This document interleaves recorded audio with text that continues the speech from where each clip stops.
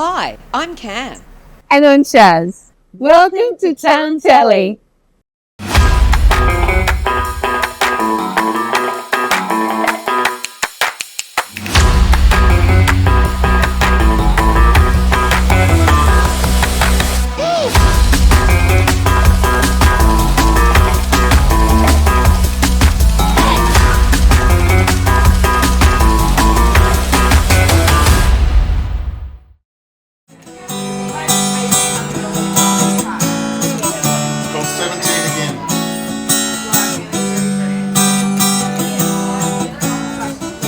Like yesterday, piled into the car, the trips were having fun, fighting for the front seat, we didn't care who won, the fight was hard for fun, we head on down to Macca's, then find a party to attend.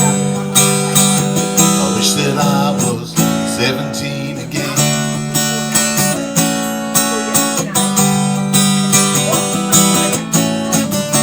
What about those road trips to Sydney or the coast? Trying to outdo each other, seeing who could drink the most. The girls were always friendly, and we became to entertain. I wish that I was 17 again.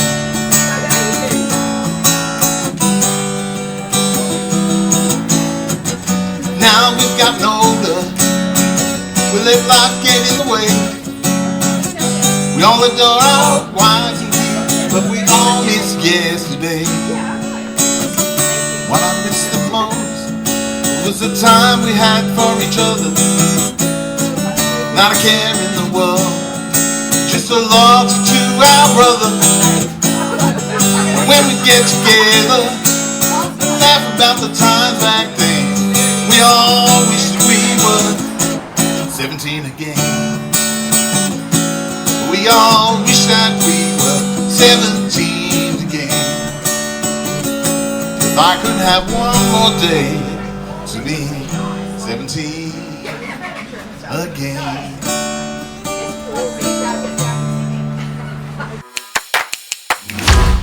So we're back at Town Telly and we have Jack Randell. Jack, thanks for having us in your space today. Can you tell us a little bit about this beautiful, beautiful place? So this downtown studio came available about 3 years ago, so it's our third year here. And we thought it was just grungy enough down this end of town to make a good artist space. So you would call it an artist-run initiative, so that's a thing in the industry. And we have classes, we have meetings, small events and exhibitions. And you recently have had, or you're having an event, we can see it behind us, an exhibition. Mm-hmm. And how did that come about? Because we have the space, people are attracted. So in this case, Vicky had been building a body of work. And she had me come and view it, and I thought it was superb, and I thought this would be a fabulous space to display this work and share it with the rest of the community. Well, it certainly is. I'm interested to know, Jack, you've been here a long time. I'm not going to say how many years, but you are a local. A little bit about your history, like rural, regional history. How did you come to be here in Dubbo right now? So, like a lot of country kids, I went away to university. Couldn't wait to get away from the place. You know, that's how it is. Got away, got educated, got worldly, and just ended up back here. So I hit the road, went around Australia, went to Europe. You know, did the grand tour, and then ended up back here broke. A couple of kids, you know, no other. I knew people here, so I knew that I could make a living, and so I set out on that road and ended up staying here.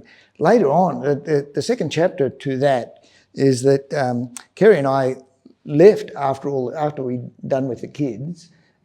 We left and went, you know, the grand tour again, if you like, 25, 30 years later, and thought, well, we could live anywhere. We could live in Europe. It'd be great to live in Berlin. Got back here, and folks were really interested in where we'd been and what we'd seen. And so I thought, oh, we'll have a slideshow. And then it got bigger and bigger and bigger. Western Plains Cultural Centre said, well, it was going to be, the slideshow was going to be, there was too many people interested to conduct it at our house. So approached Western Plains Cultural Centre, they took a couple of pictures off the wall, we put a slide projector up, they put out 30 chairs, ended up with 80 people. So what that told us was that we have a very high cultural capital here that would be difficult to replicate anywhere else. And it's not that we wouldn't. I mean, I'm game enough to try, living in Berlin. It was fantastic. But, we had an indebtedness here. We had an investment here, not in dough, not in land or anything like that, although we do, but it's a cultural investment that we really enjoyed. And so that cultural capital was something that we thought we would stay with. So now we travel every year or so somewhere else and still live here. And it sounds like the best of both worlds. And I know that you and your wonderful partner Kerry are big on collaboration. Mm-hmm. What do you think it is about Dubbo that makes it such a collaborative space for people that want to create? That goes back, Cam, to that country idea that we make our own fun. That really is true. We went to the theatre a little while ago, and we knew all the players. It was just fantastic. I mean, it was really highly polished performances, and we knew everybody. So, that's just lovely. But I mean, if you want to do something, you ring up one or two friends, and then you get it on. It's the same as when we were teenagers. If we want to have a dance, we'll just ring somebody's in a band and say, "Come and play at our dance." That's how it works. Every June, Dubbo welcomes hundreds of Eisteddfod competitors and supporters to town. In 2024, we welcome performers of a new section. So now, along with the disciplines of dance, instrumental, vocal and choral, speech and drama, the Dubbo Eisteddfod has performances of cultural expression,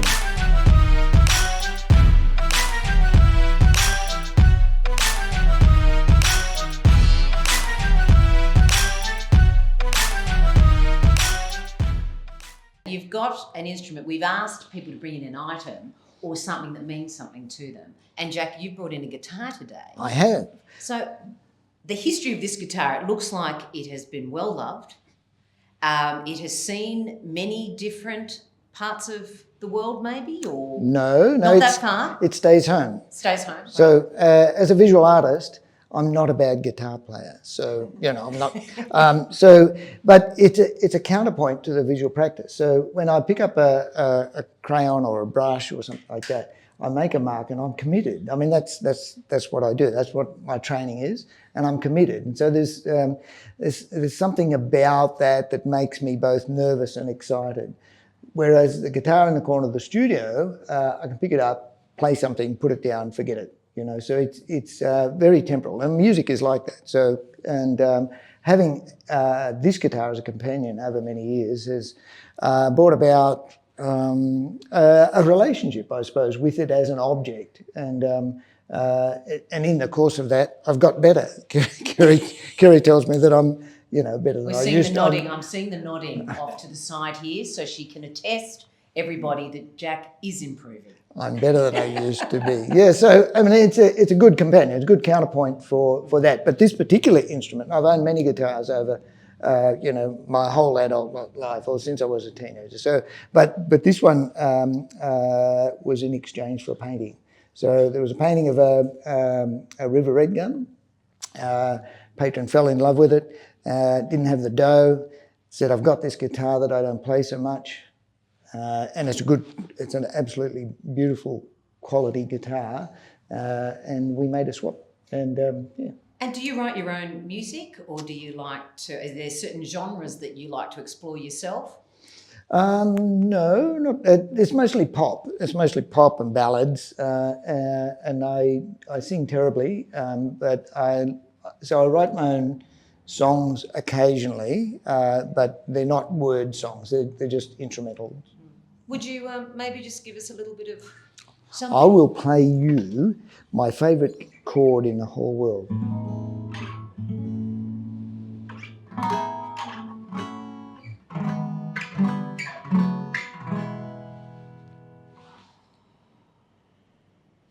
And you just let it sit for a moment and you just feel it. It's got beautiful tone.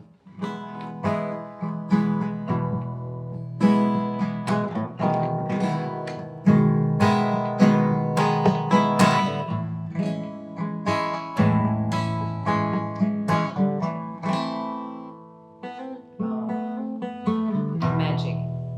Thank you, Jack. So, Jack, in our discussion today, you've been talking about collaboration and especially collaboration with young people. Can you tell us a little bit more about that with your projects? For sure. So as a visual artist, we have to, any visual artist will tell you this, that we have to apply our hands to many things. So I make video, I do painting for studio work, I curate here in the space, also teach. But I've developed a mural making process which is collaborative and is highly useful to as a working method of engaging young people. Lots of young kids, you know, and I relate to this as a teenager myself. Really resistant to being told what to do. I didn't fit well at school. But I fitted well on the social committee where I was making all the posters for the hall, for the dance hall. So I'm engaged in, utilising that process in the mural making process that I use right from the design to the execution to the celebration. So in all of the stages, I don't always, but I can involve children in that journey. So we start out, what are the ideas? So we throw up a bunch of ideas. And so many of the look of many of the murals that I've done look like a jigsaw puzzle because I've invited the kids to say, what are we going to do? And I don't have too many qualifications. So if someone wants an emu, somebody wants a motocross bike, somebody wants a basketball player, you know, we try and tumble it all in. And of course, it's then very colourful, very bouncy. And then I go to work as a designer and then I map it out. So I coalesce the idea, put it into some sort of cohesive form and map it out. And in mapping it out, I'm able then to draft it onto whatever wall it is, whatever space that we're working on. And say, you know, I'm clearly able to say, well, this colour goes there. So all we do is we make up the colour, little pot, there you go and paint that colour there. And it's only paint, so if it's the wrong colour, wrong spot, don't matter, we just paint over it. So that's a doable process. Kids then get an investment in the visual, in the outcome. They also get a sense of ownership of the space as well. And I then see it through. So on occasion I'll have to, you know, work after hours and touch up a little bit, but that's surprisingly not as often as you would think. And then we do the clear coat, and then we invite the mayor or whoever's funded it in to come in, and we'll all stand in front and get a nice photo for social media and celebrate the thing. We'll have some, you know, we'll have some red cordial and some chips and stuff, and then you would say, well, why would you go to that trouble? And you know, why don't you just go and paint it? But the thing is that ownership, that sense of ownership that the kids get, and it's also you know, sort of an underpinning motive on my part to ensure the project. So I've done murals in that manner on a youth club, on youth club spaces up there at the Arana Macquarie Homestay wall. That's a 100-metre wall, and kids were involved in that. It's never been touched. It's never been tagged, you know, because there is a sense of ownership. and on a youth centre that I painted 3 sides of. There were kids that were walking by and acting really tough.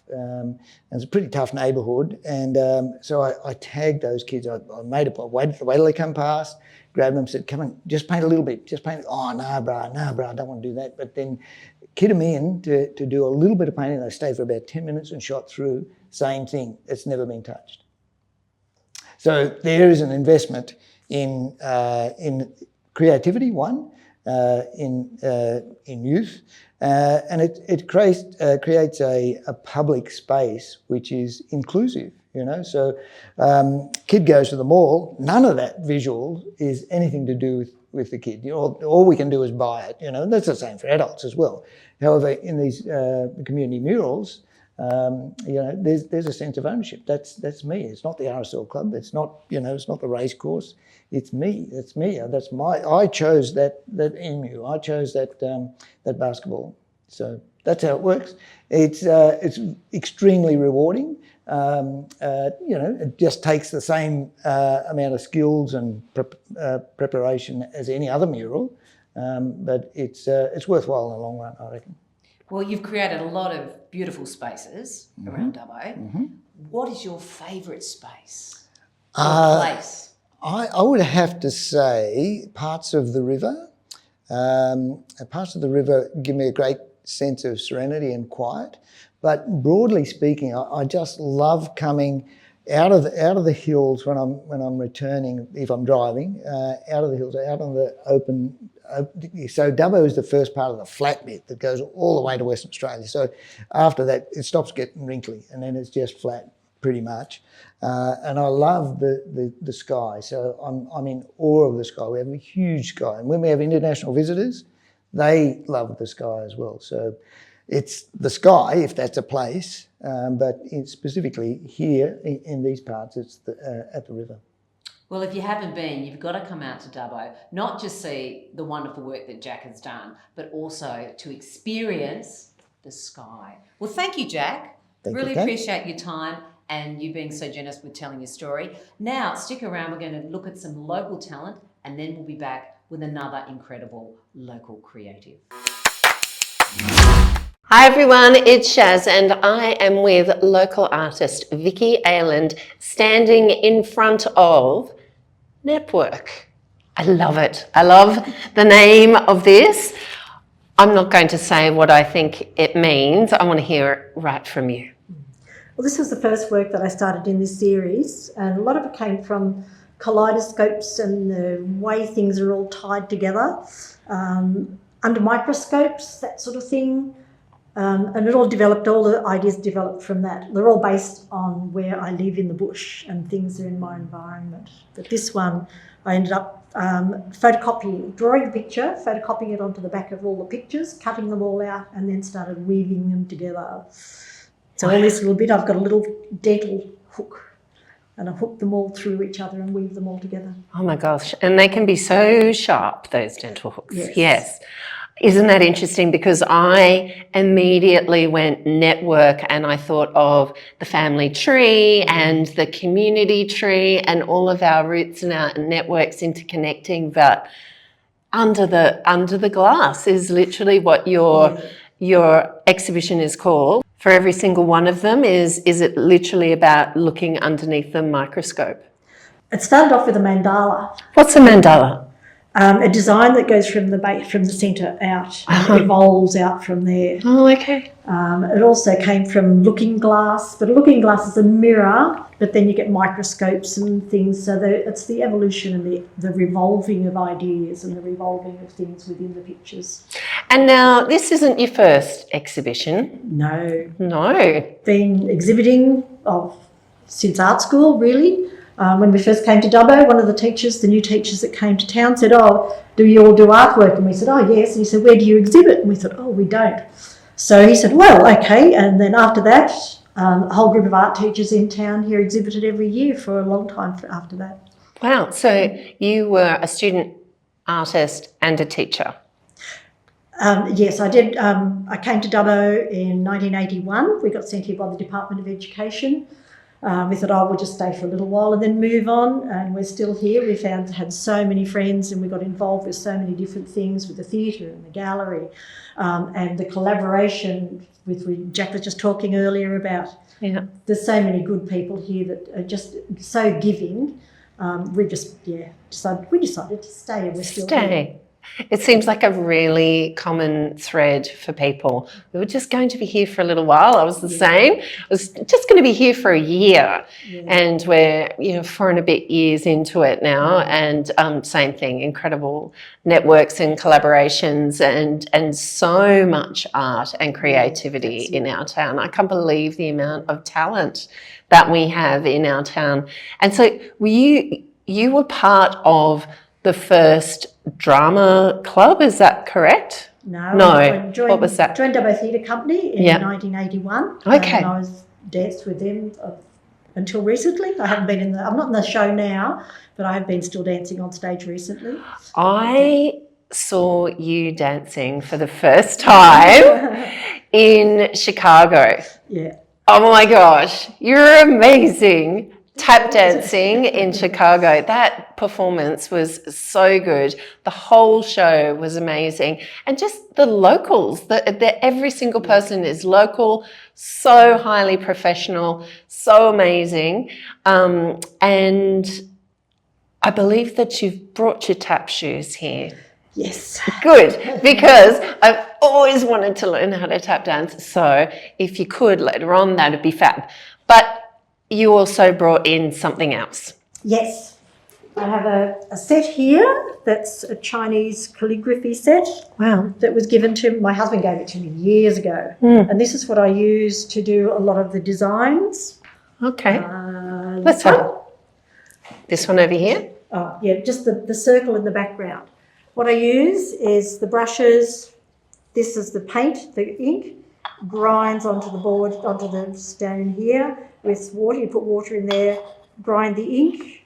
We've got the brush. What do you mean the ink? That's ink. That's ink. That's the ink. Wow. So and this is right. It's quite rough. So you put water on there, and then when you grind that on there, oh yeah, it is rough. Yeah. and then it all pools down into the bottom, and you grind till it's as dark as you want. Yeah. That's to hold the paper down. Brushes. I've got a brush here that's made out of chook feathers. Quite crazy, and you can get all sorts of different patterns. So I practice the movement with water on newspaper or something until my body gets the flow of what I want, and then I mix up the ink and everything, and then get the brushes, whichever one I want, different kinds of brushes for different things, and actually do the designs, cut them all out, turn them over, and that's what you get there. Oh my goodness. So the background, I see. And then I airbrush some sections of it, and then paint all the bits and put them together, or sometimes I end up joining bits in or cutting more bits out, but sometimes it's a very long process of looking at it for a while and then pull it all apart, change things, put it back together, that sort of thing. So your husband gave it to you and you're self-taught then? Or did you? With this? Yeah. Oh, I don't know. I majored in painting at art school, but I don't know. It's all painting. It's all drawing. It's all part of the same thing. This I know how to use this, but yeah. Can you tell me about these little guys here?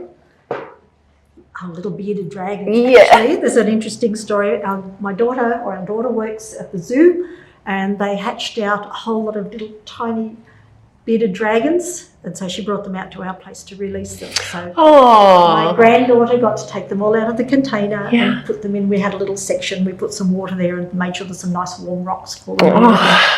Gorgeous. So are they still in and around? Do they still pop in to say no? But, all the lizards have gone to hibernate now, but we've got bearded dragons, blue tongues. We've got a blue tongue that lives in the chook yard. Listen to all this, interesting. I love it. Animals everywhere. So we've got redneck wallabies. In your backyard? Oh, in the bush around us. Right, yeah. Wallaroos, eastern greys, and swamp wallabies. And what? Swamp wallabies all around. Swamp. Oh. Yes. They come right into the house. Oh my goodness. Oh. I just heard one this morning when I came out to the car. It was just sitting up near the car. I think I'm going to have to come for a visit. Not everybody's allowed to come for a visit, but I think I'm going to have to come for a visit. You have been here since the 80s, you said? 1981 we arrived. Yeah, right. And your husband as well, he was a teacher? Yeah, he's an art teacher. He was a head teacher at school, senior campus, and then he was teaching at TAFE for a good while too. Yeah, wow. What would you say about the difference between the art scene then to now? There's a lot more people in town now, and it has evolved. It was quite limited. Like the Dubbo has done so well with the gallery. Like they actually put the gallery in and did it properly. It's all humidity controlled and air conditioned and temperature controlled. So we can. You're talking about the Western Plains Cultural Centre? Yes. So we can have exhibitions here that can't go anywhere else out in the country because they might be like a little town hall or something. The theatre is just brilliant, just beautiful theatre. So Dubbo's actually done that sort of thing really well, and that attracts more people too. So there's with exhibitions that come here, they've got the local exhibitions, the local emerging artists exhibitions that they have at the gallery all the time. And all those things bring more people in, and the professionalism of the buildings and of the places that are surrounded carry that professionalism onto the people that live here and taking it seriously. So yes, it has evolved and become far more professional, and the collaboration of the people and new people to town and everything too has been almost gives it a permission to do more, create more. Exactly. Yeah, very, very good. Yeah. Well, thank you very much for sharing. That's my pleasure.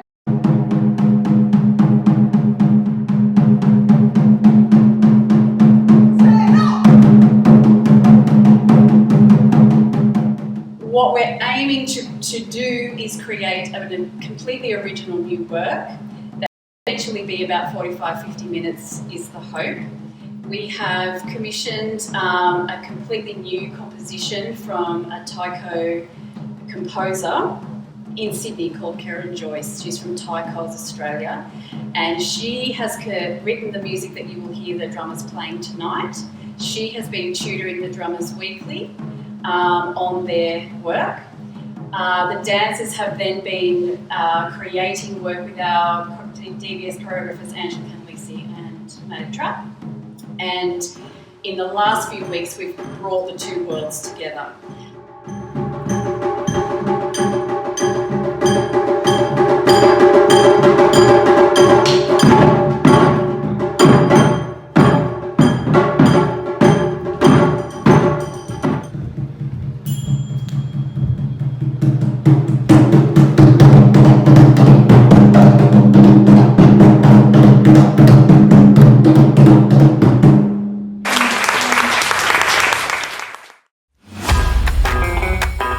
Welcome to Dubbo.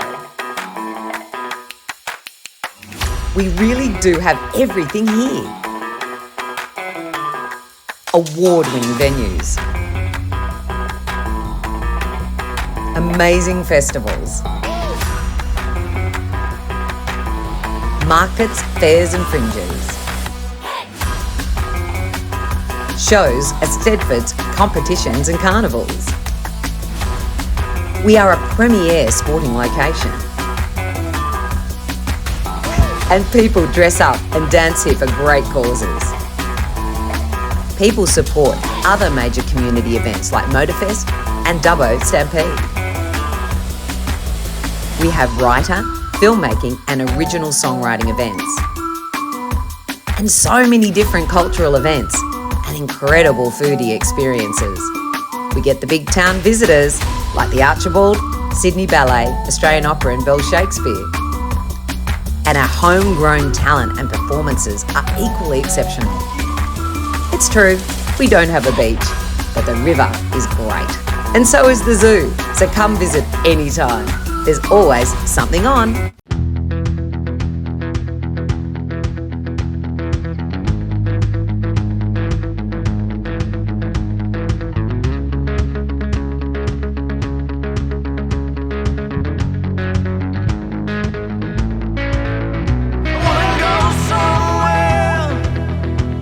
Just stand in the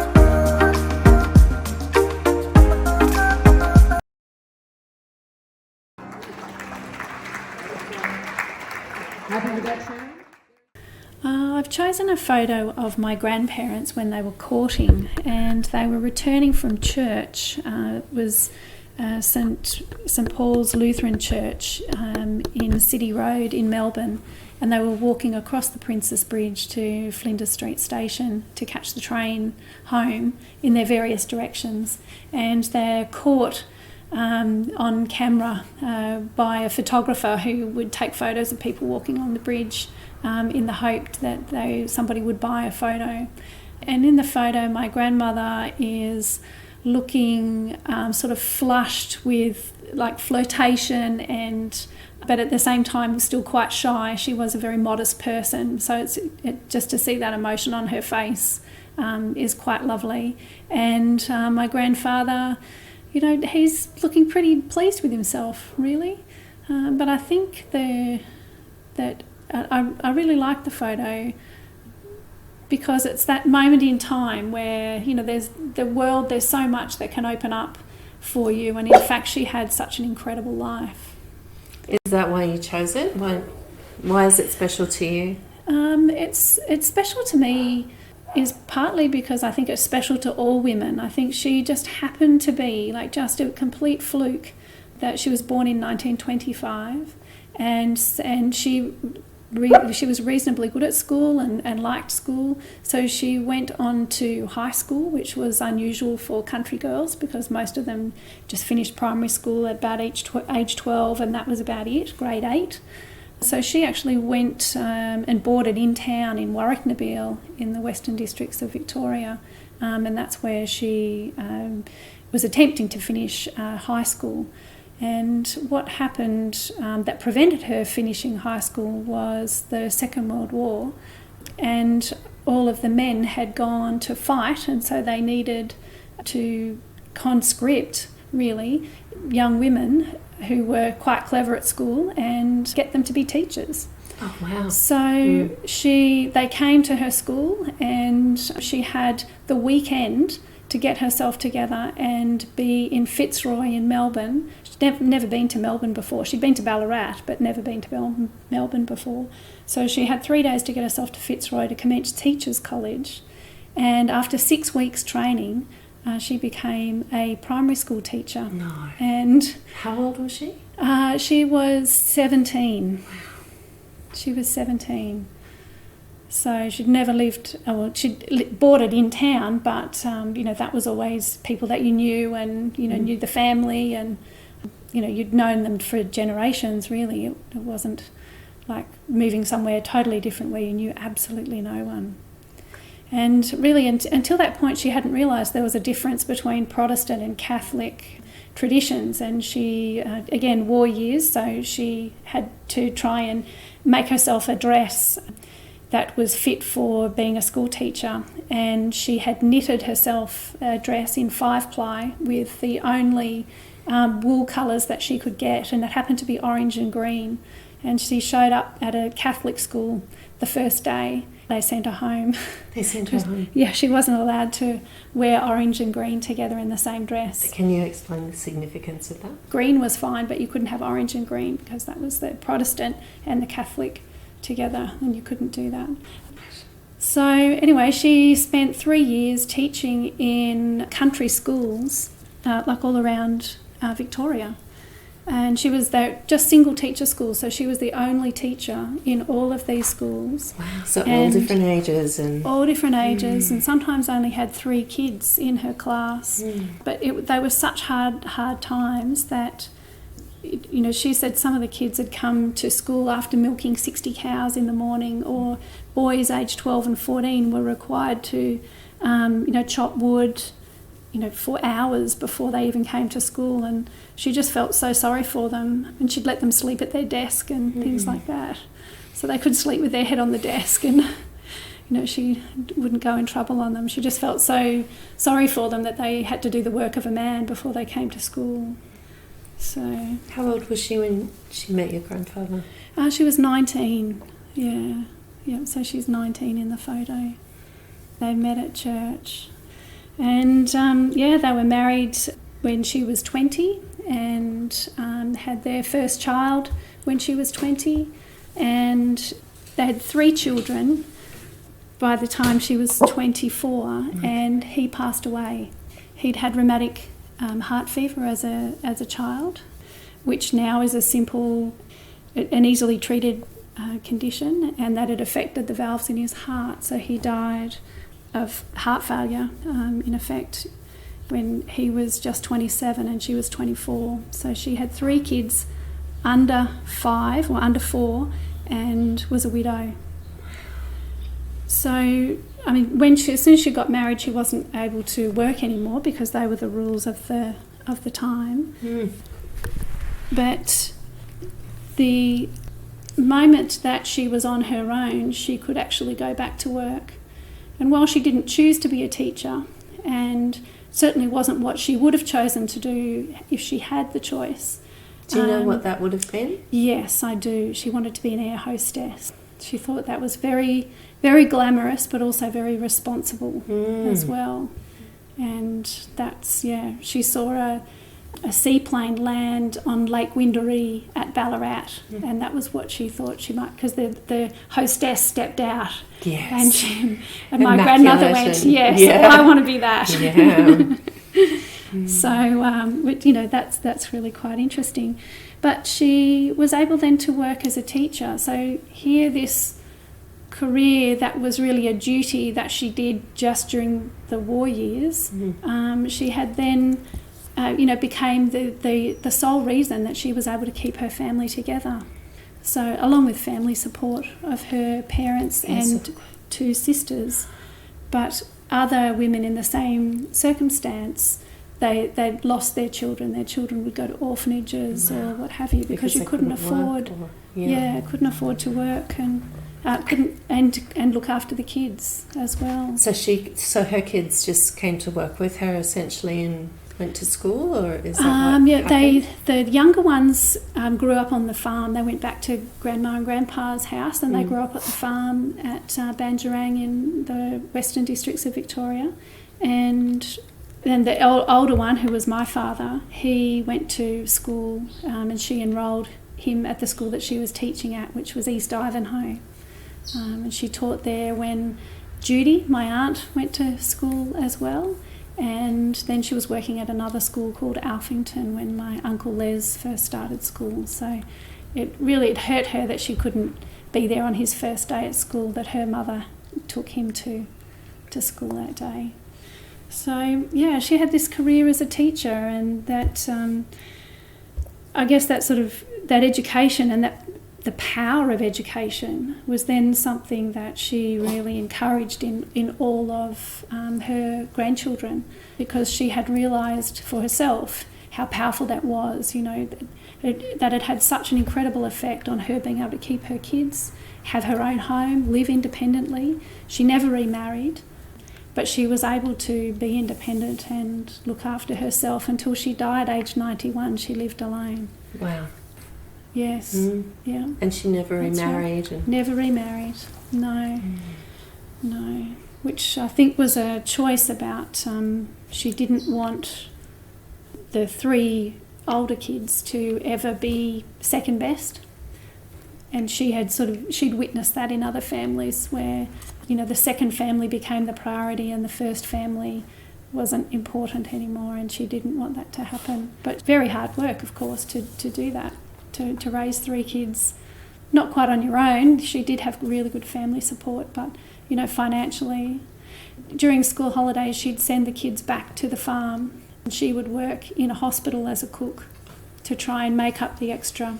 Because at that stage in Australia, women earned 3/4 of a man's wage. So all women, even if she was the head of the family, still earned a lot less than men. And I can remember going to university when I was 17, when I first went to uni, that I had this really firmly in my mind that education and employment wasn't always equal for women. So she'd obviously talked to me quite a bit about it even before I went to university, that it was very important to her that I went to university, and I was the first person in my family to go. And I'd always loved school and enjoyed learning, and that sort of thing. So I guess that was a fairly natural fit. But yeah, that was such an incredible time in history, you know, and I think that there's a real legacy that she's left for not just me, but also all women, because that opened so many doors. And, you know, the injustice, that sense of injustice, and knowing that this has to change, you know, that has changed over time, and I just feel really lucky. And that's why that photo is so special, because it's sort of that moment where in your life you never know what's going to happen, and then these incredible things do happen. It's wonderful. I wanna be the girl in the movie that's a mystery, who changes her hair each week.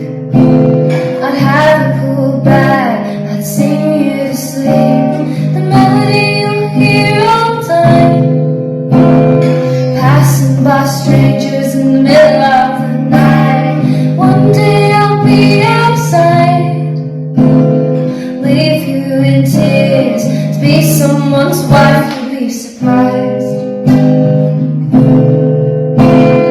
Leave you in tears, I'll be someone's wife, you'll be surprised.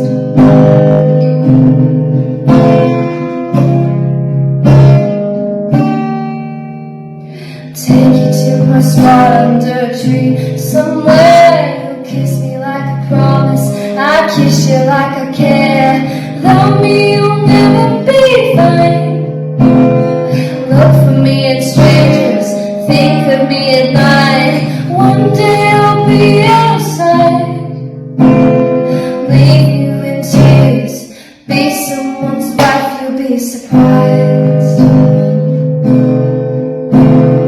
Be some sort of lesson, a random guy in the storyline.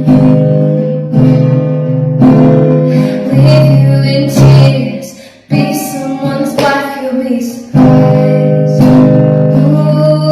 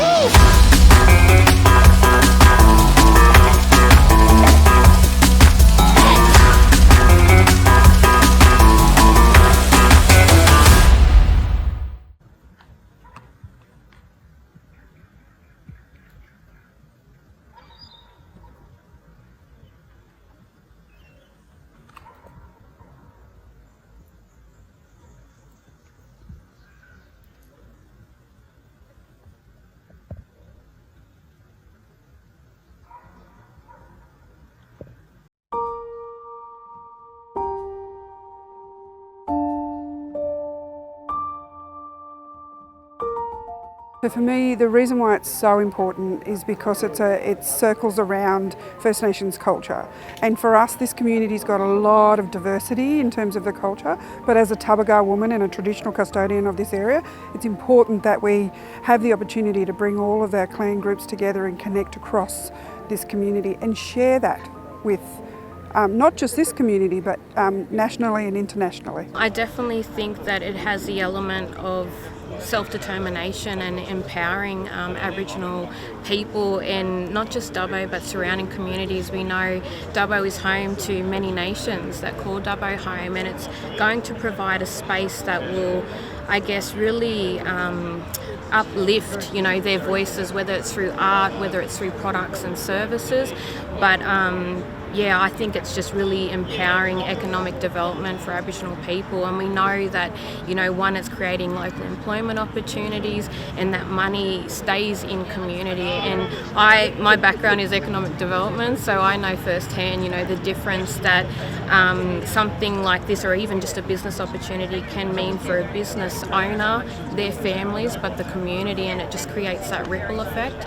And that's exactly what this Wiradjuri Tourism Centre, I think it's that little drop, you know, in the middle of the river, that's just going to ripple out to the surrounding communities. From what I've experienced over the decades, there's a lot of people that are hungry for cultural knowledge, and they're actually looking for it when they come into Dubbo. We're going to be able to have events on in town that promote our culture and that will bring people in to learn.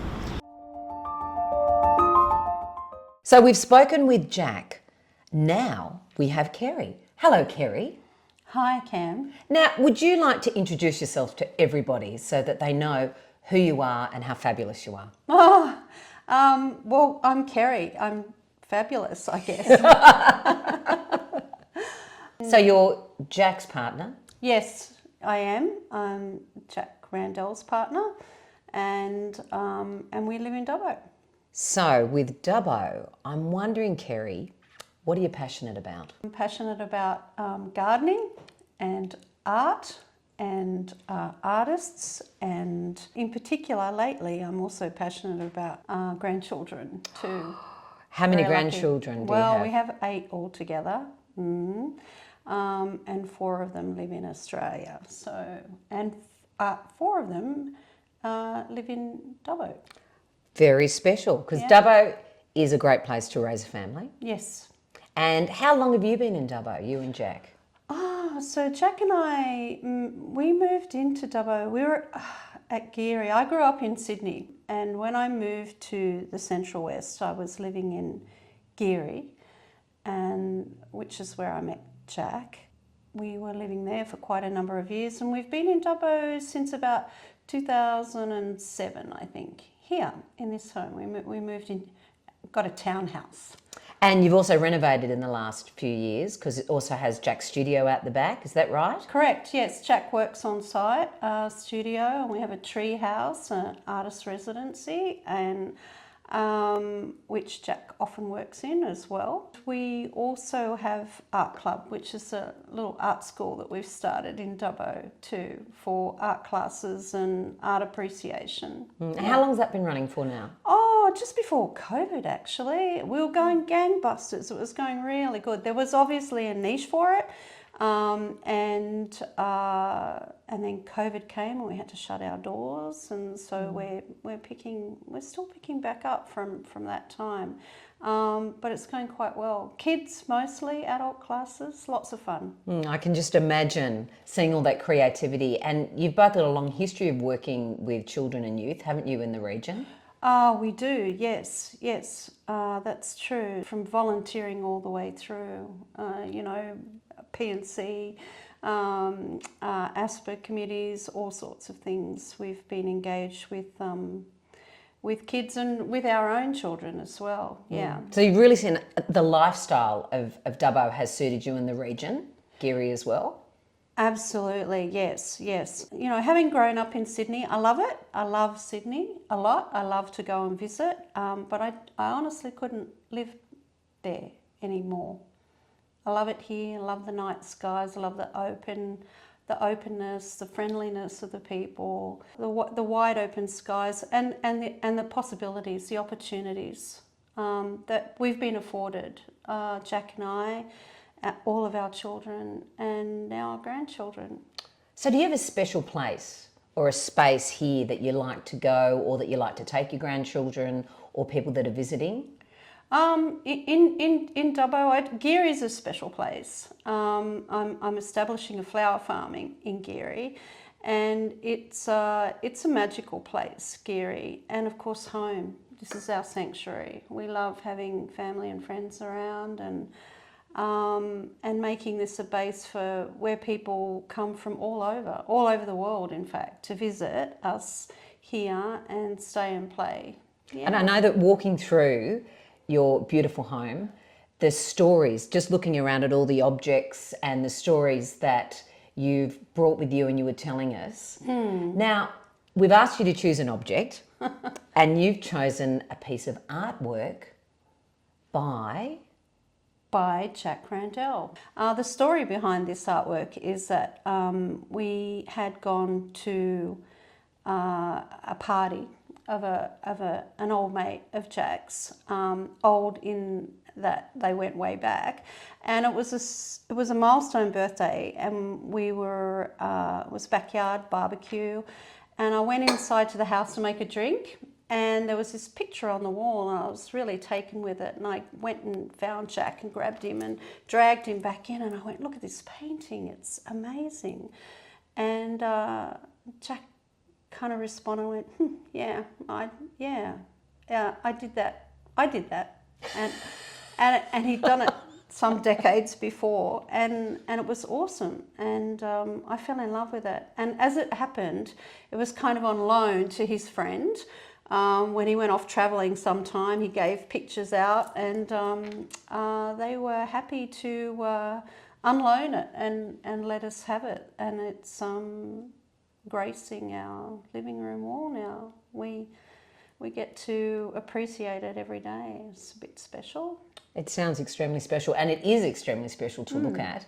So I think to finish off, Kerry, how would you describe Dubbo in one word? Wow. Oh, that's a challenge. In a word, opportunity comes to mind. So not opportunistic, but certainly it can be that for a lot of people, for everyone that comes here, whether they're visiting or moving or passing through or visiting friends and family. There is always something to do, and there is always plenty of openness. I love the night skies. And there's always a smile and a friendly face at every turn. So it's great. We love living here. We wouldn't be anywhere else in the world living right now. We could, and we have.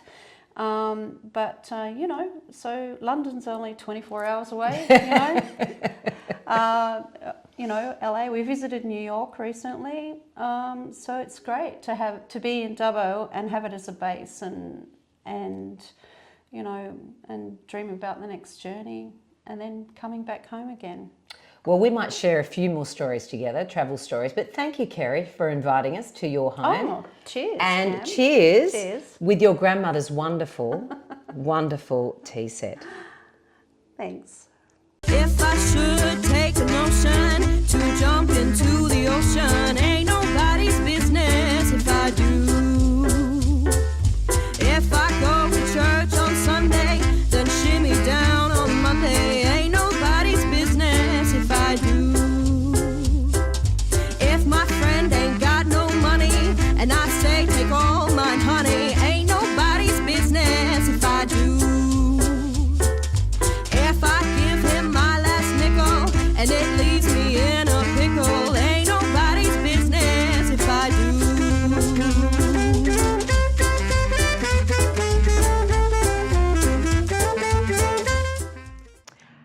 Well, that was a pretty good show. That was a great show, Cam. We met some locals. We shared some stories. Yes. Heard some music. Heard some special items. Yes. No, we didn't. We saw them. We saw some special items. Yeah, it was good. Okay. See you on the road for the next Town Telly.